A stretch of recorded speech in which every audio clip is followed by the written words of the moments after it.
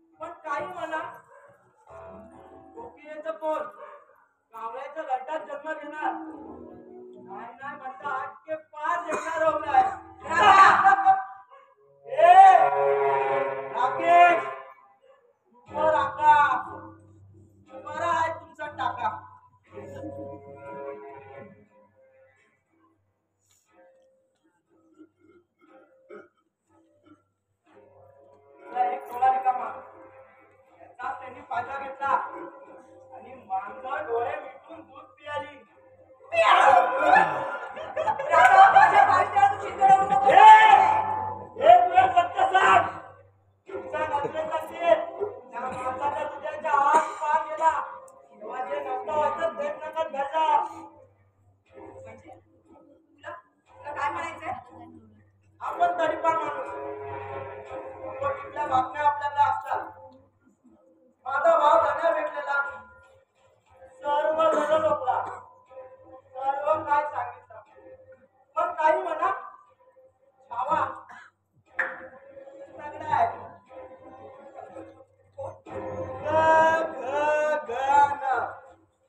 आतापर्यंत आम्ही रस्त्यावर होतो त्या पुढे आम्ही तुम्हाला रस्त्यावर आणणार. आमचं काही होऊ द्या सगळं बाकी आहे.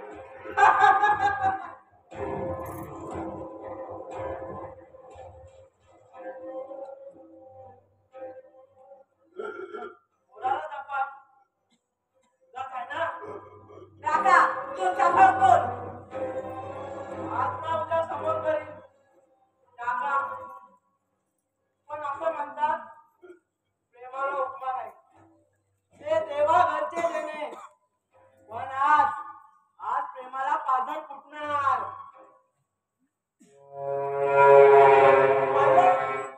पाहिलंच एका मिनिटात तुझ्या नवऱ्याचा मार्ग बदलला. अजून उभं आयुष्य या पोराचं त्याच्यासोबत काढायचं आहे. अरे कोणी कोणाचे मित्र नसतात का? असू दे ना असू दे पण ते चुलीपर्यंत नसू दे. आज चुलीपर्यंत एवढा भाषा होता का मध्ये राजा, अमरचे कपड्यात होतो. मी म्हटलं ना, आणि तुझ्या थोबडाला पुढे दाखवलं याचं का मला सांगून ठेवते. तुला आठवतं? माझ्या बापाने तुला लग्नाची मागणी घातलेली पण तू या अमरच्या प्रेमात पडलीस. कारण तुला सुखाच्या गोष्टी झोपायची सवय झालेली. पण तुला हे ठाऊक नाही सुखाच्या गोष्टीला काट्या असतात. श्रीमंतांना झोप येत नाही आणि आमच्यासारखी माणसं दगडावर जरी डोकं टेकलं तरी आरामात झोपतात.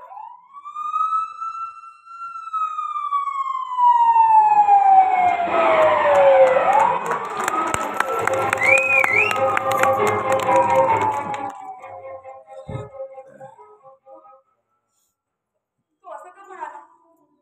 प्रेमाला पाझर फुटला म्हण. पण तो तर माझा भूतकाळ होता. प्रेमाला नाही, मी त्याला आता पूर्ण विसरून तोडून मी मनाचा पाळणा करू बांधून घे जरा तुला डोळ्यात तूच साजणी सुखाचा स्पर्श तुला.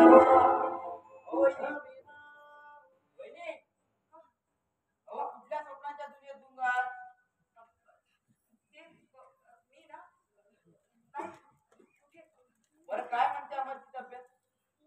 अमर आत्मदेव चालेल. जगायचं म्हटलं तर दुःख असणार आणि चालायचं म्हटलं तर ठेची लागणार. वहिनी एक विचारू. तुमचा चेहरा पहिल्यासारखा दिसत नाही. कुठे ना कुठे काहीतरी शोधत आहात. अहो तो बरा होईल तुम्ही घाबरू नका. देव लाभ नाही आणि मनात शंका कुशंकाचा काळोख पसरवू नका. तुम्ही कुणाबद्दल बोलताय? याच्याबद्दल तो गेल्या महिन्यात इथं दरवाजात माणूस आला होता तो याच्याबद्दल. काय बरं नाव त्याचं? प्रेम. पण त्याच्याबद्दल तुम्ही मला का सांगताय? हो आपण एकमेकांना ओळखता म्हणून माणूस भेटायला जातो. खरं सांगू तुमचे अबोल शब्द मुखावाटे चेहऱ्यावर बरंच काही सांगून जातात आणि तुमच्या मनातील गुण चेहऱ्यावर स्पष्ट दिसतोय.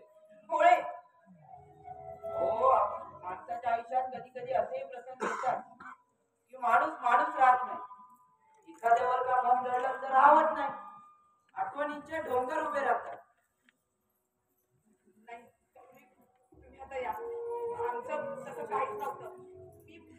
त्याची थोडी या बघून या. हो, ओळखीच्या माणसाला बघायला जायचं तेवढं त्याला बरं वाटतं. दुसऱ्याच्या चेहऱ्यावर हसू उमटण्यात सुद्धा एक वेगळ्याच प्रकारचा आनंद असतो. अशी माझी सुलोचना म्हणते. कारण माणसाला आयुष्य एकदाच मिळतं. पुनर्जन्म कोणी पाहिलाय? या भेटून या. हो, मीही कुणावर तरी प्रेम केलंय. तेव्हा प्रेमाची भाषा मला समजते. होय होय प्लीज आता हे सगळं बंद करा. आपण सर्वांना तर सुखी ठेवू शकत नाही. पण आपल्या माणसाला ठीक आहे तुम्ही आता या. तुम्हाला माहित नाही. तुमच्या कपाळावरचा कुंकू त्याने वाचवलं. अमरला हॉस्पिटलमध्ये त्याने ऍडमिट केलं. स्वतःचे रक्त दिले. त्याचे कधीतरी आभार माना. हो, तो कोणी का असेना, त्याने तुमच्या सोबत स्वप्नात संसार मांडला होता. पण तो मोडला. आता ते खरं का खोटं हे तुम्हाला माहिती. होय. एक सत्य सांगा. त्याला त्याला काय वाटलं? काय होतंय त्याला? माहित नाही.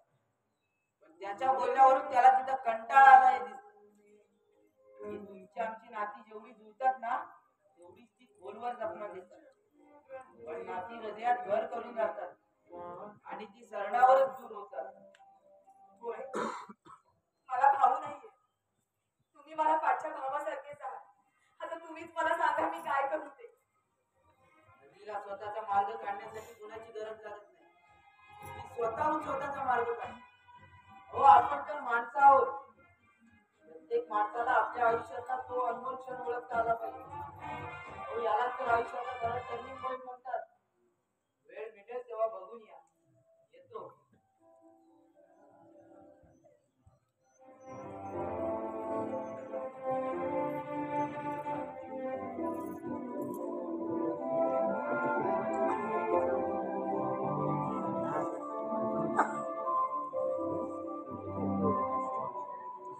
सुटताना हात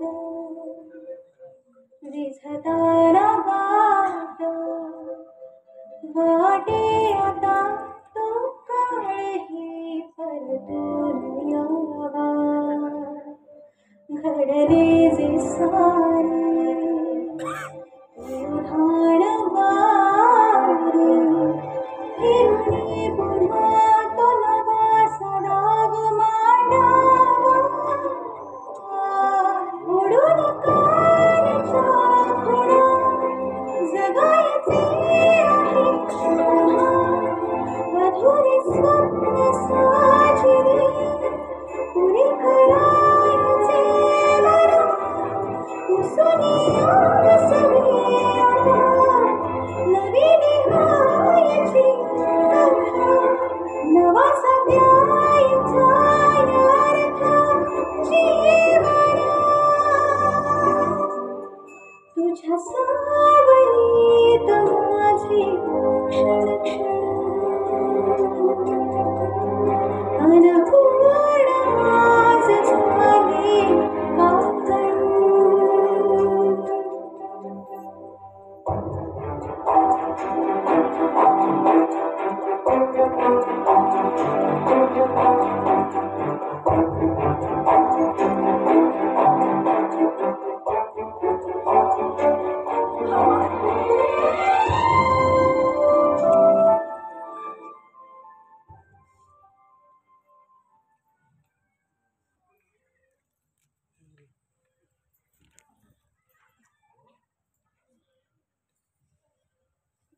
त्याची काय बात आहे. माझं माझ्याजवळ असं काहीच नाही. हे जे काय आहे ते सारं तुझं आहे. आज तू जिवंत हवी होती म्हणजे तुला तिथं सारं काही करता आलं. तुझ्यासारखी ती आई होती. नाही ना? अगं, या घरामध्ये सुख उतरवून वाहत असताना अमरच्या आयुष्यात काळाने पलटवार केला. तो छेद इतका होता की त्या अनुसारचे अस्तित्व शोधून सुद्धा सापडणार नाही. पण त्या नियतीने इतकी खिळून सुचवली आई उमरली. त्या घरात फुल कोणार. त्या फुलावर हा भुंगा बसणार. संजय, झाडाला पाणी कोणी घातलं ते प्रथम पहा. रक्ताचं बीज आहे माझ्या अमरचं. अंजली, तुम्ही कायद्याच्या चौकटीतून ते सत्य करून दाखवा. डीएनए टेस्ट करा. कन्या, खबरदार हा शब्द पुन्हा उच्चारला तर मी तिचा सासरा आहे. तिच्यावर एवढा विश्वास दाखवणार नाही. अरे कोणासाठी? तुझ्यासाठी. अरे तुझा अधिकार तरी काय? अधिकार एवढं जर तोंड काळं करायचं होतं टेस्ट बेबी करा. अनाथ आश्रमाला बघून घ्या. लक्षात. कन्या, या स्वतःच्या लोकांपायी यासारखा जन्म वाया घालू नका. आज तिच्या आयुष्यात एक पुरुष आलाय. तो तिचा प्रियकर आहे. धनंजय, सुनावणीची सिद्ध करेन. तशी जर का वेळ आली ना त्या प्रियकराला इथे हजर करेन. दूध का दूध आणि पाणी का पाणी. माझ्या सुनेवर पूर्ण विश्वास आहे. ती निर्दोष आहे. असू नाही, पण या निसर्गातील एक सत्य सांगतो. स्वाती नक्षत्राच्या वेळी जो पाऊस पडतो ना त्याचा थेंब उघडलेल्या चिमट्यात पडला की त्याचा मोती तयार होतो. माझा विषय समजलाच असेल. तुला काय नेमकं म्हणायचंय? हो, शिंपल्यालाही माहित असतं. स्वाती नक्षत्राच्या वेळी आकाश प्रकाशू लागलं की तो शिंपला सागराच्या पृष्ठभागावर येतो आणि आपले तोंड उघडून जलबिंदूची वाट पाहतो. बस, पुढे झाला. तुला काय म्हणायचंय ते माझ्या लक्षात आलं. सरळ आणि सोपा आहे. तसा शिंपल्यात हिम पडतो की त्याचा विद्रा तयार होतो. गणी उमलते, फूल फुटतं. पण त्या बागेचा मालिक कोण? कन्या, या सुनेने पडदार म्हणण्यापेक्षा डोंगराचे कारस्थान केले ना तेव्हा बागेत फूल फुललाय. यापुढे एक शब्द बोला तर याद राख. या देहाला अप्पा खालीकर म्हणतात. हो, आम्ही हो खालीकरांचे वंशज. आपण हे ध्यानात ठेवा.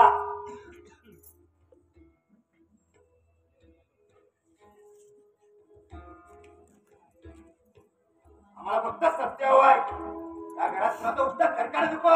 कन्या, हे कसं ठरवतो? त्याच्यासाठी माझ्या घरात मला काही पाहिजे फक्त हात धरून तिला विचार.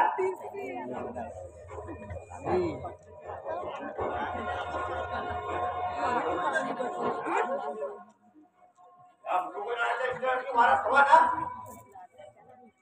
एक गोष्ट लक्षात ठेवायची. जोपर्यंत मी जिवंत आहे तोपर्यंत या शिकण्यातल्या मोत्याला जमिनीवर पाय ठेवून देणार नाही. या शिकण्याचा मृत्यूदंड देईल. मृत्यूदंड.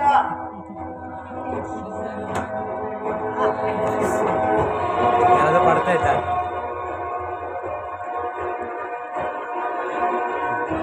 तुझा बंदोबस्त करायलाच हवा.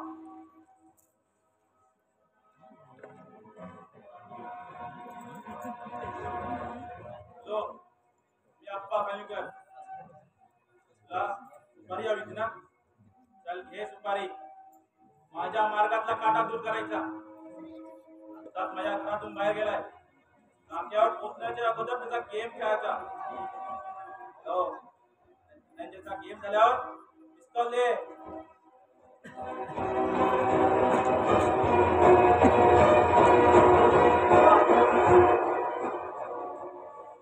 अप्पा,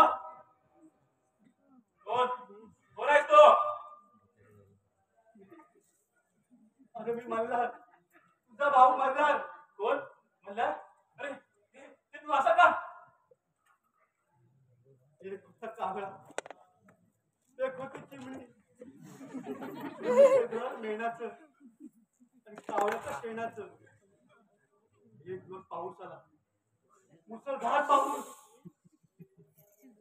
त्या पावसात कावळ्याचं घर लहानसं वाहून गेलं. एक छोट पिल्लू होत, ते मेलं.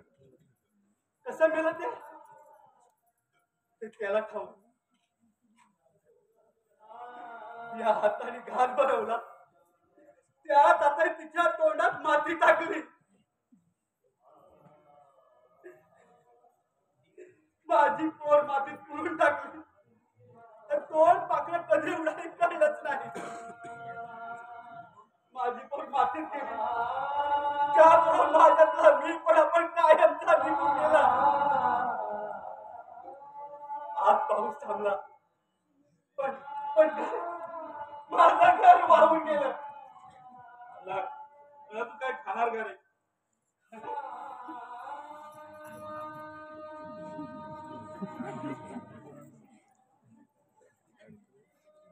वडापाव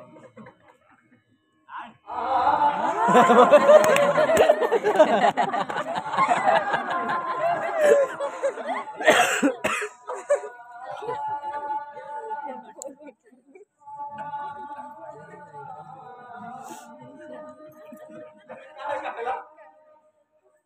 विषय वीज? मला वीज दे. तुला लहानपणी चमच्यातून दूध पाजलं.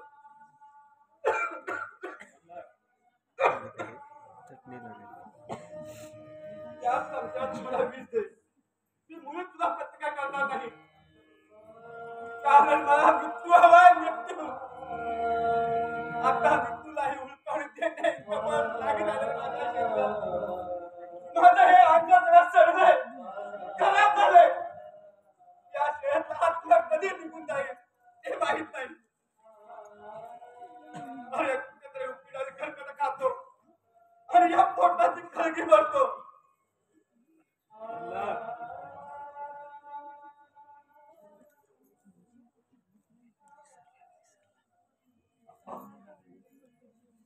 काय बघतोस? मी पुण्यातून बाहेर केलं नाही, पण आपल्या कर्माचे फळ अरे आपल्या नाही, आपल्या पोराला भोगावे लागतात. त्या कर्माचे फळ भोगायचे आणि या मातीत जायचं.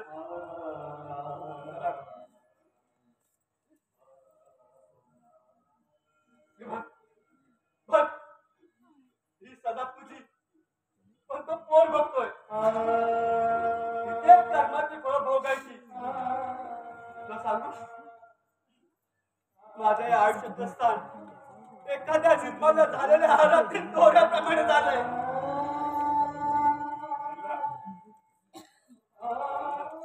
मला माफ कर. आयुष्य संपत माफी मागतो. माफ कर, कोण शिल्लक आहे जगात?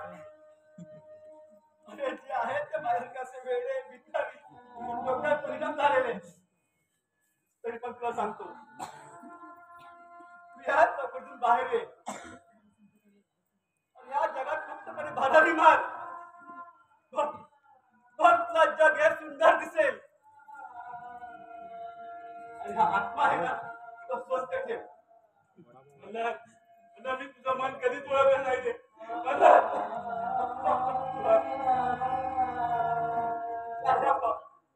तू या प्रेमाचा स्पर्श करू नको.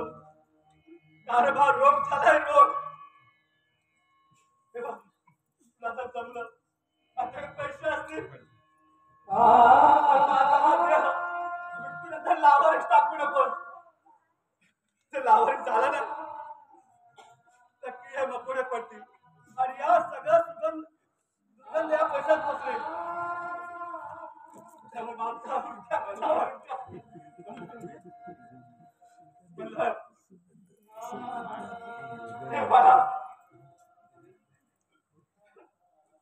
तू लवकर बरा हो. त्यातल्या काचाला आगरी द्यायला. तर माझं शेणाचा घर वाहून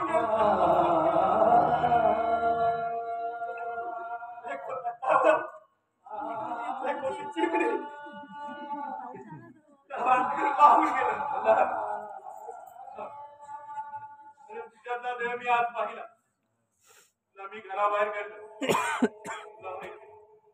लहानपणी तू मला खांद्यावर बसून देवळात घेऊन जायचं, पण मला आज कळलं मी देवाच्याच खांद्यावर बसून देवळात जातो. मला मला माफ कर, माफ कर, मला माफ कर.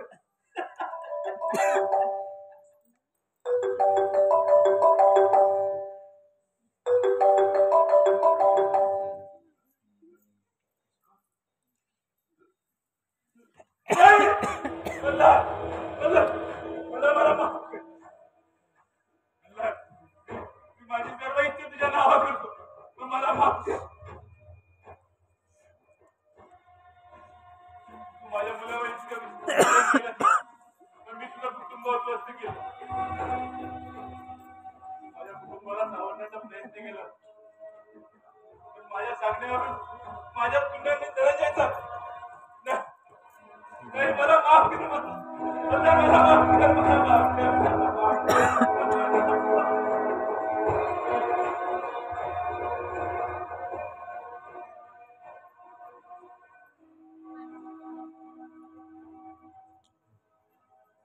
माझ्या माझ्या पत्नीसाठी दोन केव्हा सुटले. माझ्या घरातच चिन्ह विचिन्न तुकडे झाले. चारी बाजूला चारी विखुरले गेले. आता किनारा नाही, आता फक्त मृत्यू. मी कोण, कुठून आलो, तू स्वतः सावध. हा तुझ्या मनातील अहंकार कायम नष्ट कर.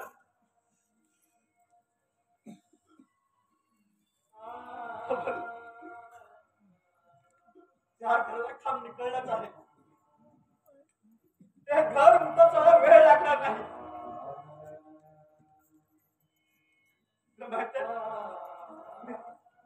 मी या देवाने विनंती करतो, हे आकाशातला देवतानो, अरे कुठून तरी धावत या रे. कुणाच्याही रूपाने या. मग पाप असो या पुण्य, हा माझ्या बाळा बरे करा रे.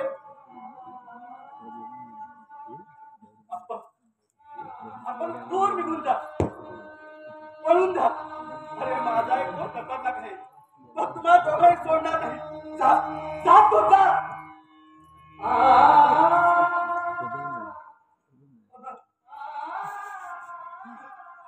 तू सुद्धा निघून जा. कोण हरला, कोण जिंकला, प्रत्येक माणसाच्या सुखासाठी नेहमी धावपळ चालू असते. पण सुख म्हणजे काय? तुझ्यासारख्या माणसाला मानवाचा जन्म मिळूनही त्याचं तू सार्थक केलं नाही. हे असलं कसलं आयुष्य? ईश्वरी निर्णयाप्रमाणे प्रत्येक जन्माला माणसाला मृत्यू हा अटळ आहे. मृत्यू हा अटळ आहे.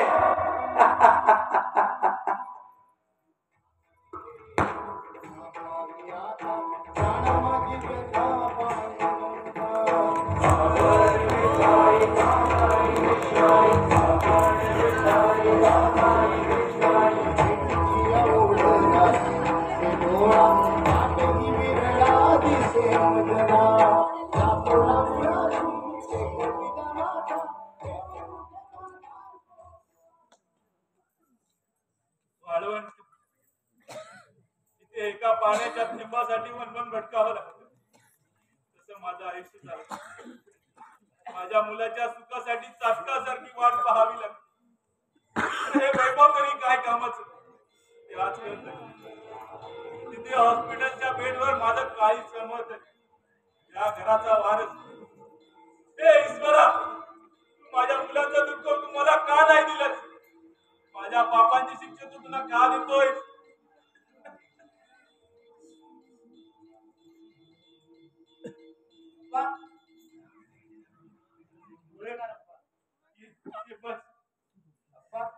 डॉक्टर शेट्टीने आपल्याला फाईल तयार करून ठेवायला सांगितले. उद्या ते हॉस्पिटल ठीक आहे, तू बस, मी आलो.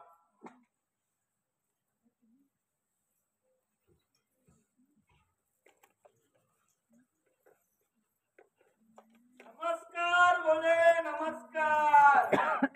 झालं, उघडाचं दर्शन झालं. कसं काय बरं ना? काय बोले, काय म्हणताय? हो, मला नमस्कार करायला नको. आता आणि आपण कुठे आया ना हो. नमस्कार. आपला हातात काय हात म्हणतो. नमस्कार. भावे नाही, भावे सुद्धा. नमस्कार. नमस्कार.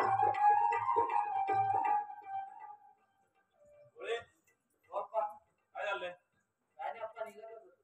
नाही, फाईल घेऊन जा. येतो. इथे काय करतोयस? माझ्या मृत्यूची वाट पाहतोस की काय? माणसाला मृत्यूचं पाहिजे तेव्हा तू काय घाबरतोय? तुझ्या त्या मुलाचं काय होय? त्याचा कधी विचार केलास?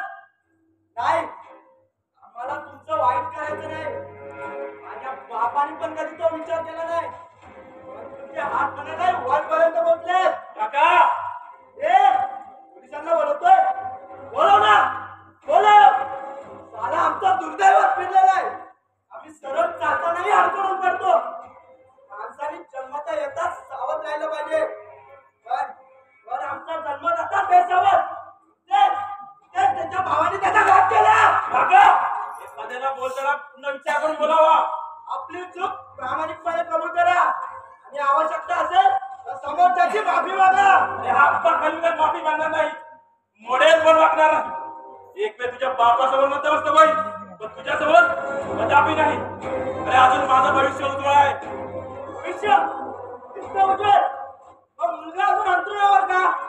मग त्याच्या भविष्यात जरा डोकावून बघ आणि मला सांग, तो चालायला कधी लागेल?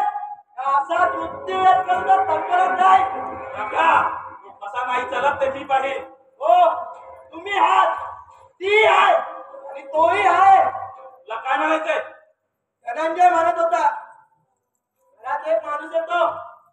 कोण आहे तो? आपण त्याला ओळखतो. इथे कामगार लोक येतात असतात. कोणी नोकरीसाठी येतात, कोणी नोकरी सोडण्यासाठी. त्यात तुमच्या सुनेचा एखादा ओळखीचा माणूस आहे. काका, मला माहित नाही. असं कसं? आपण जर पटकन बोललात मला माहित नाही, याचा अर्थ त्याच्याबद्दल तुमच्या मुलाला माहिती आहे. तुमच्यासारखी आमची संशयवृत्ती नाही. आमचं मन स्वच्छ आणि निर्मळ आहे. असं घरात कोण येतं कोण जातं हे घरच्या करत्या पुरुषाला माहित नाही म्हणजे नेमकं तुला काय म्हणायचंय? काय नाही. ते तुमच्या ऐवजी तुमच्या सुनेलाच विचारेल. काय विचारशील? अगोदर एक प्रश्न सांगू म्हणजे उत्तर शोधून तुम्ही तिला सांगा. मानवेकर, बापाच्या जागेवर तुम्ही आहात पण पापी आहात. काका, आज मुकोटा न घालताही माणसाला आयुष्य लागतं येतं. फक्त एक सत्य सांगा, तिच्या पोटातला गर्भात कोणाचा? ते पाप कोणाचं? खबरदार, हा प्रश्न पुन्हा विचारला तर जीभ कापून हातात दे. ती पण कापशील ना? इथं मान कापेल मान. मानवी गण्याच्या घरात घाण आणायची नाहीये. तुला तर माहितीच आहे, माझ्या बहिणीने कर्कट खाल्लेलं म्हणून तिला मी ठार मारलं. तू काय करशील? जेव्हा मी माझं मी पाहेन. हीच ती वेळ आली ना आम्हाला रस्त्यावर आणायची. एक ना एक दिवस तुझ्यासह तुझ्या कुटुंबाला रस्त्यावर झोपताना मला बघायचंय. काका, ते माझ्या बहिणीच्या आत्म्याला शांती भेटेल. आणि हो, तो भाई बोल लावला ना मुद्रा नेण्याचा, तो काढायचा. कारण विचारायचं नाही. आणि जर तू जो नाही काढलास तर मी तो जाळून टाकेल. दादा हो, आय से गेट आउट. निघ बंद. थांबायचं. त्याचं नामकरण व्हायचं करायच्या अगोदर त्याच्या जाती धर्माचा शोध घे म्हणजे पुढचे विधी करायला मोकळे. आणि हो, ही घाण मला माझ्या घरात नकोय.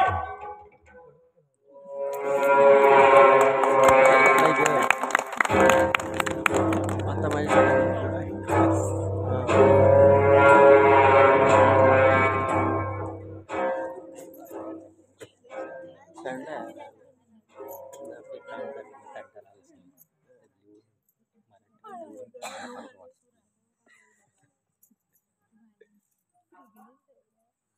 असे उदास का बसला? काही नाही. अचानक थोडेसे ढग आले ते आताच बाजूला सर. पण माझ्यापेक्षा जास्त तू उदास दिसते. काय झालं? अमर कसं आहे? बोल, काय झालं? अहो, आपल्या कंपनीला सील ठोकण्यात आलं. नाही. कोणी गेला? कोणी चर्चा केलं तुला? कुलकर्णी. काय? त्यांनी माझ्या मुलाने तुझं टेंडर पास केलं नाही म्हणून म्हणून तू गेम खेळलास? कुलकर्णी, हे कुलकर्णी, माझ्या मुलाचा अपघात झाला. त्यात तुझा तर हात नाही.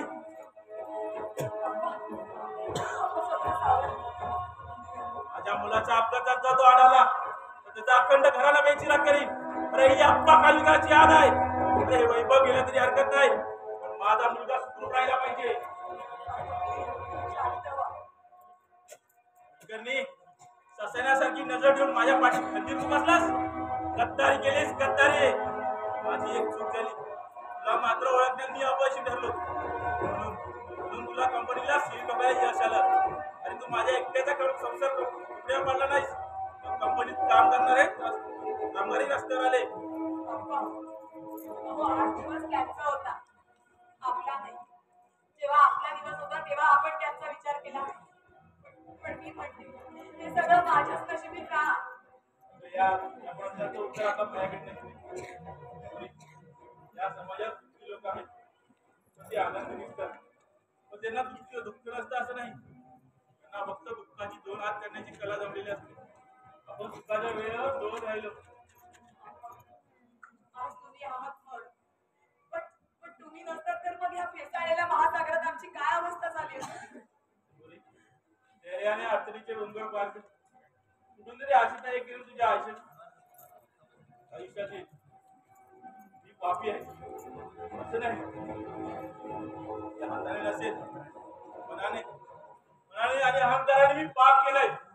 मी पापी आहे. नाही अप्पा, असं बोलू नका. तुमच्या घरी खचून देऊ नका.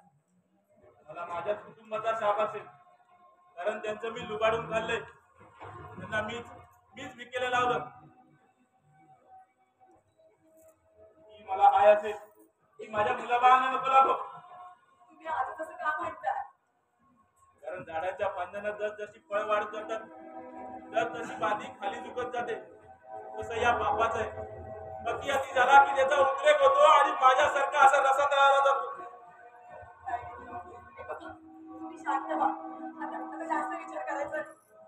आपण पूर्ण बरे होते. माझं मन सांगतंय. चारी बाजूला काळा गुट्ट अंधार आहे. या अंधार लिहिल्या पण दिसतो कोकणीत जीवनरूपी पांड्या माझा आयुष्याचा शेवट नाही.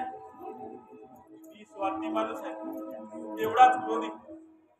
जेव्हा माणसातला हा क्रोध मर्यादा ओलांडून पुढे जातो तेव्हा विनाश ओढवतो. त्या विनाशाची ही रंगीत तालीम तर नाही. तेव्हा माझ्या संसाराच्या जीवनाचा हा मध्यांतर का शेवट?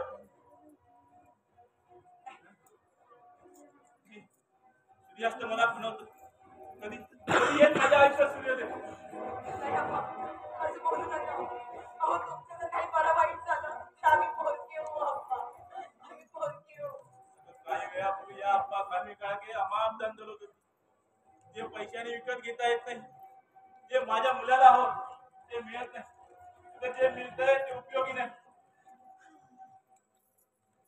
माणसाचं आयुष्य जसं पुढे जातं तसं तो कोणीतरी करता समजतो. मी स्वतःला कोणीतरी करता करायचा समजतो आणि कळत नका त्या अहंकाराच्या जाळ्यात गुरफटत गेलो. इतका गुरफटलो गेलो की ते हात रक्ताने माखले. या हव्याचा पोळी मी धनंजयचा खून केला, खून. कारण त्याला हे मृगने हवं होतं. कुणाला हवंय मृगने? त्याला बोलवा आणि देऊन टाका. आपल्याला काही गरज नाहीये. देऊन टाका अप्पा, बोलवा त्याला. आता कोणाला बोलू? तो पुन्हा परत येणार नाही त्याला बोलू? आता प्रत्येक माणसाने उंच शिखर जरूर चढावं. तिथे कोणाचंही बंधन नसतं. जगाने आपल्याकडे पाहावं म्हणून नाही, तर आपण जगाकडे पाहावं म्हणून. पण आम्ही तसं केलं नाही. आम्ही आमच्या भावाला पाठीच्या दगडावर त्याची मान ठेवून त्याच्यावर पाहिजे केलं. आज कळस श्रेष्ठ की पायरीचा दगड श्रेष्ठ? अप्पा, अप्पा प्लीज.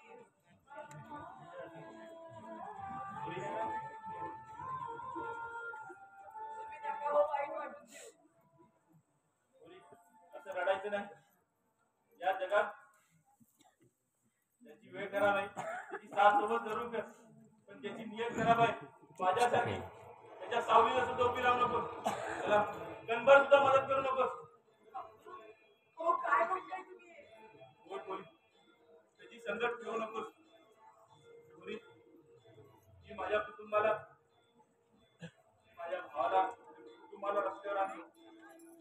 त्यांची सदा सुद्धा असू शकते. फुटपाथवर कंपनीला सील ठोकलं, एक घर घाण पडलं, मुलगा मृत्यूची झुंज देतोय आणि तू किनारा शोधते. मी आकाशाशी स्पर्धा करणारा हा माणूस कधी जमिनीवर आलो हे माझं मलाच कळत नाही. अप्पा, असे खचून जाऊ नका. अहो आयुष्य खूप मोठं आहे. आपण प्रयत्न करू आणि पुन्हा उभी राहू. खरं आहे.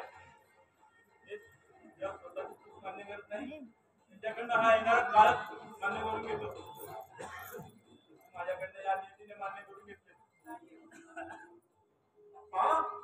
हो, एकदम खरे बोलला. हो, इतक्या वर्षानंतर पहिल्यांदा हे शब्द ऐकले. आता पहा, ईश्वर तुमचे शब्द कुठेतरी ऐकले. सृष्टीचा नियमच आहे चुका पंचा. नको नको, आता माझं काहीच राहिलं नाही. म्हणूनच तर म्हणतो ही दुनिया गोल आहे पण कुठे काही गोल आहे. त्याच्यातून त्याला या जगाकडे पाहावं लागतं. जाऊ त्याला विचार. तुम्ही बसा, मी पटकन चहा करून घेऊन येते. मी अमरला आता बाहेरून पाहून आलो. तिच्यासमोर काय बोलू. काय तो निर्णय लवकर घ्या अशी डॉक्टर माटल म्हणत होते. होय, मला ठाऊक आहे. या 2 महिन्यात त्याच्यावर चांगले उपचार झाले पाहिजे, आणि तर काही खरं नाही. नक्की होऊ नका. देव घराघरात आहे, फक्त त्याला अंतःकरणातून पाहायला हवा. या घरात आम्ही नास्तिक आहोत. हे असे काहीतरी बोलताना आणि जीवाला त्रास करून घेताना. बरं, तुम्हाला वाघाचं काही समजलेलं दिसत नाही. काय झालं? मग चौकातली बॅग लुटताना पोलिसांच्या गोळीबारात ठार झाला. अरे अरे, खूप वाईट झालं. पुढे काका, त्यात केसकीला काही सांगू नका. कोवळं मन आहे तुला. टेन्शन मध्ये आहे. तुमका आणखी टेन्शन नको. मी पाहतो काय करायचं. सुनबाई, ये सुनबाई. नाही रे, मग मी आता हॉस्पिटलमध्ये जातो. ठीक आहे? सावकाश सांगू.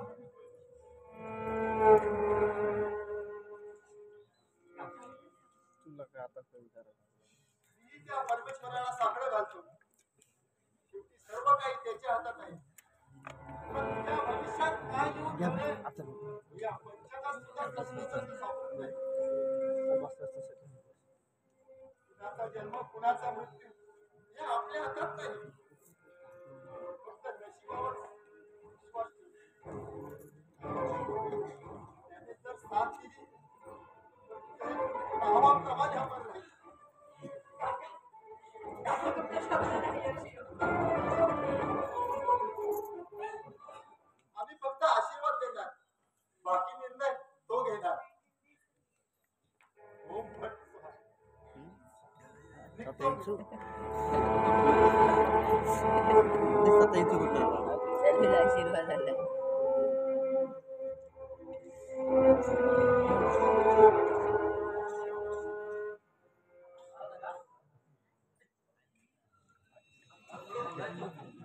हा, लवकर बोल, मला हॉस्पिटलला जायचंय.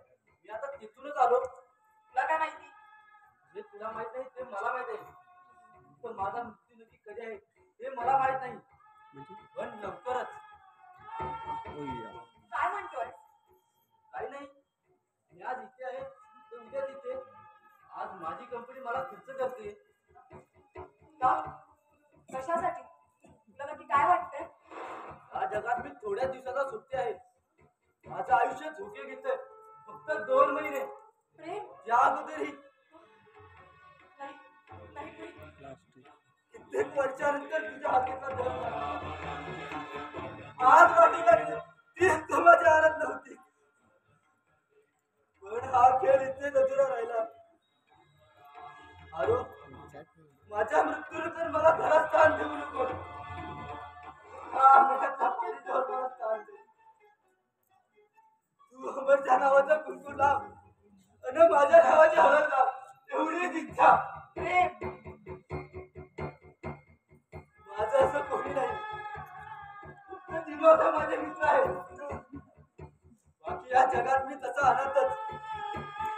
फक्त तू एकटी होती झाली आहे. या असूनच पैसे करू नको. कारण लागलेलं तू पवित्र आणि सत्यवान आहे. माझ्या स्पर्शाने देखील तू कलंकित होऊ नको. प्रेम, तुला काय होतंय सांग ना रे. मान्य आहे मला, माझा आता तुझ्यावर काही आहे कर्ज नाहीये.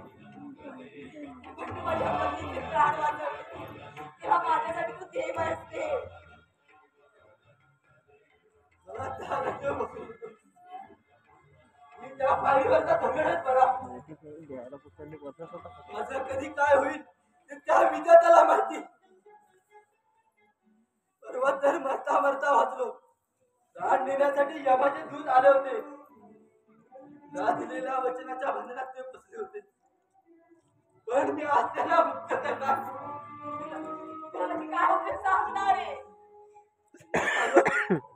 मला दिनवकांनी सर्व काही सांगितलं. हे घर गहाण आहे. कंपनीला सील ढकलं गेलंय. म्हणून मी माझी सर्व सर्व्हिस अमरच्या उपचारासाठी हॉस्पिटलमध्ये जमा केले. त्याला पुनर्जन्म मिळावा म्हणून. कारण माझा मृत्यू माझ्या नजरेसमोर दिसत आहे. कधी दरवाजा उघडे आणि हा आपण मी कशी उडून जाईल हे सांगता येणार नाही. ऐक काय होते तुला? तुझं खूप दुःख लागले ग. अरे मी तुला ओळखलं नाही रे. मला मला माफ कर. माझ्याकडे तुला देण्यासाठी काही नाहीये रे. तुला आता कसं आणि काय सांगू मी? पण मी माझ्या अमरच्या बाळाची आई होणार आहे. आई होणार आहे. डोळ्यावरून पाहावं एवढी इच्छा होती. ती आज पूर्ण झाली. अरे दैवाने तू माझ्यापासून खूप दूर झालीस. पण ते दैवच मला तुझ्या जवळ येऊ देत आहे. त्याचा तू आनंदाने हा जन्म स्वीकार कर. म्हणजे तू काय बोलतोस मला खरंच काहीच कळत नाहीये रे. कमी या जगात थोड्याच दिवसांचा सुट्टी आहे. तुला नक्की काय करायचं? हे बघ तुला आपल्या भूतकाळातल्या प्रेमाची शपथ आहे. अरे सांग ना तुला काय झालंय ते. अरे मला प्रेम केव्हा झाला.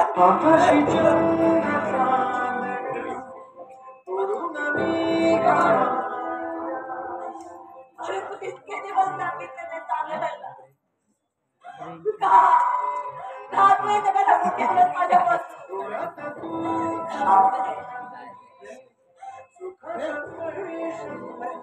चल लवकर. अरे आपल्याला हॉस्पिटलमध्ये जायचं.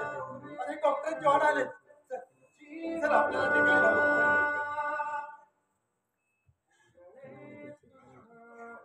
अरे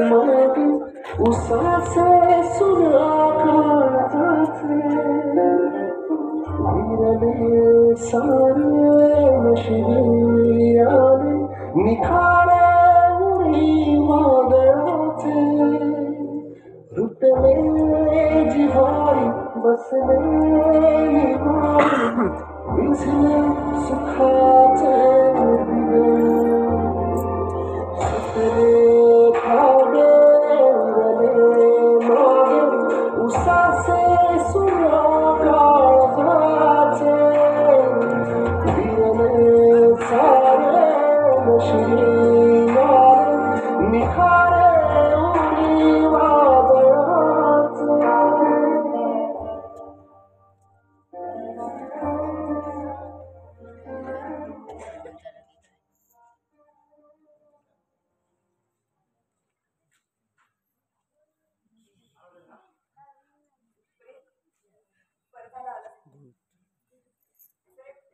मला सांग ना, माझे अमर बरे होतील ना रे? जीवाला नुसतं घोर लागून राहिलं. माझे काहीच केली तुटके आली. नको काळजी करू. तुझा अमर नक्की बरा होईल. तर देवावर विश्वास ठेव. म्हणूनच तर मी या देवाला सारखी विनवण्या करत असते. माझ्या अमरला लवकरात लवकर बरं कर. मला वाटत आहे की देवाने तुझं ऐकलंय. असं तो जास्त वेळ दुःखी नाही पाहू शकत तुला. तुझ्या मित्रांना प्रेम पाहून नेत्रीने तुझ्यासमोर गुडघे टेकले.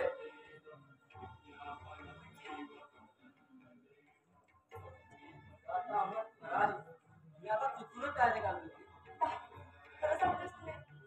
कारण तो पहिल्यासारखा बोलायला लागला, चालायला सुद्धा लागला.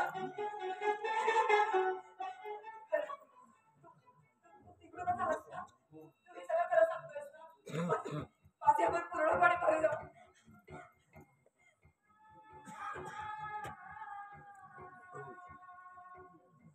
बघून आलास का? जे अमरवर शिकण्याचं प्रेम पाहून शेवटचं भेटावं म्हणून मी इथवर आलो. आपली शेवटची भेट त्यावरील प्रेमात होती. मी इथपर्यंत आलो. माझं आता काम संपलं. आता मला निघावं लागेल. काय होतंय तुला? प्रेम, काय? बस इकडे. थांब, मी पाणी आणते.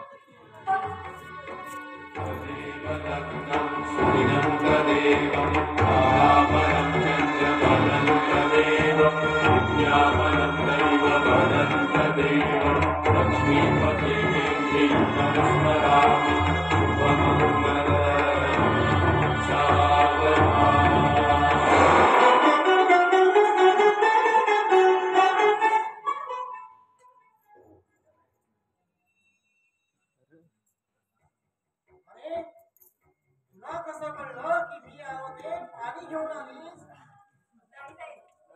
हे पाणी मी प्रेमसाठी आणलं होतं. ते बाहेर गेलाय का तो? प्रेम हा. प्रेम इथे आला होता? अहो, इथे आला, माझ्यासोबत बोलला सुद्धा आणि मला सांगितलं सुद्धा. माझा अमन आता पूर्णपणे बरा झालाय. अहो, पण ते मध्ये त्याला खोकला लागला म्हणून ते आतमध्ये पाणी आणायला गेले होते. पण कसं शक्य आहे ते? कसं शक्य आहे म्हणजे? कपडे घालून अगं, जी गोष्ट अस्तित्वातच नाही अरे ती कशी काय येऊ शकते? म्हणजे काय बोलताय तुम्ही? म्हणजे म्हणजे म्हणजे प्रेम या दुनियेत नाही राहिलं.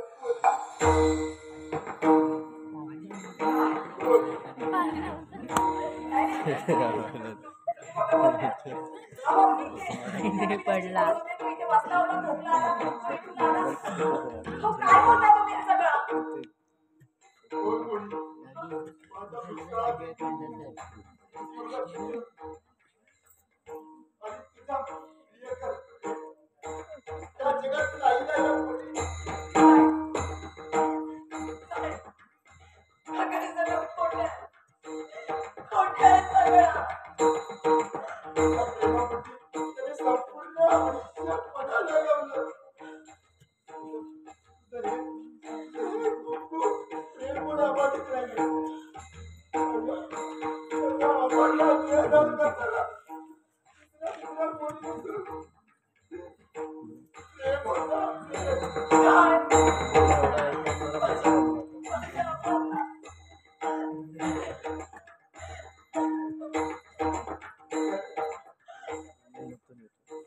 त्या लंगडा दिवसांनी म्हणला प्रेम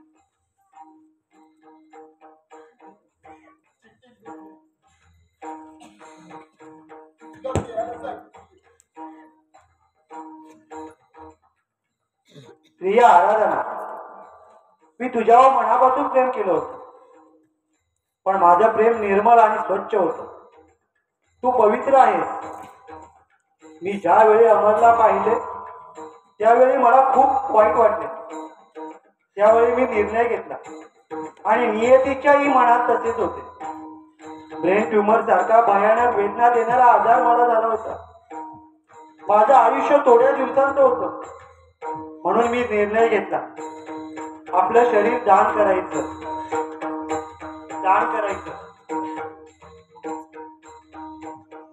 रसिक हो, मृत्यूनंतर माझ्या देहाचं काय? मृत्यूनंतर माझ्या देहाचं काय? जोपर्यंत आपण जिवंत आहोत तोपर्यंत आपण आपल्या देहावर अधिकार गाजवतो, पण मृत्यूनंतर काय? जे तुम्ही आम्ही इतरांचं पाहतो अनुभवतो तेच ना. माझा देह कोणाच्याही सत्कर्मी लागत असेल तर याचा आपण विचार करायचा. त्यावेळी मी निर्णय घेतला. अमरचा विचार मनात आला. त्यावेळी ठरवलं आपला अवयव म्हणजे दोन्ही किडन्या, डोळे, हृदय अमरला दान करायचं.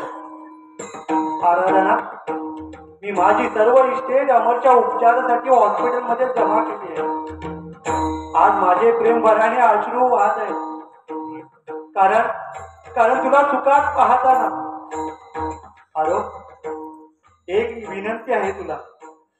तू मला देवाला स्थान देऊ नकोस, पण अग्नातल्या तुळशीजवळ मला स्थान दे. आज मी त्याच्या रोमात आहे. अरे तुझ्या सौभाग्याचं लेणं अमर राहू दे. मी जिवंत असताना तुला विधवेच्या रूपाने पाहू शकत नव्हतो ग. म्हणून मी माझ्या अवयव अमरला दान केलं. मी अमरला देहदान केलं. देहदान.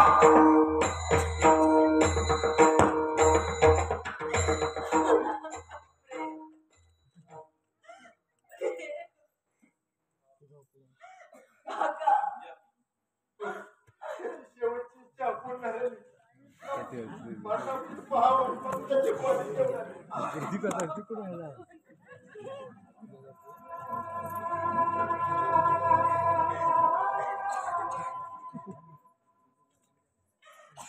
का असं केलंस तू? माझ्यासाठी एवढं मोठं बलिदान आणि ते कोणीही कुणासाठी करणार नाही. ते तू माझ्यासाठी केलं. खरंच तुझं प्रेम अमर करून दाखवलं. अरे माझ्या कुंकुवासाठी, माझं कुंकू अमर राहावं म्हणून तू स्वतःचं आयुष्य संपवलं. असं का केलं रे? तुझे हे उपकार मी आयुष्यभर विसरू शकणार नाही. तुझे हे ऋण मी आयुष्यभर फेडू शकणार नाही रे. आयुष्यभर फेडू शकणार नाही. तुझं प्रेम, तुझी आठवण नेहमी माझ्या सोबत राहील. तुझं हे अमूल्य दान मी कधीच विसरणार नाही. तू केलेलं देहदान मी कधीच विसरणार नाही. कधीच विसरणार नाही. तोडून मी काढल्या मनाचं पाळणा करू बांधून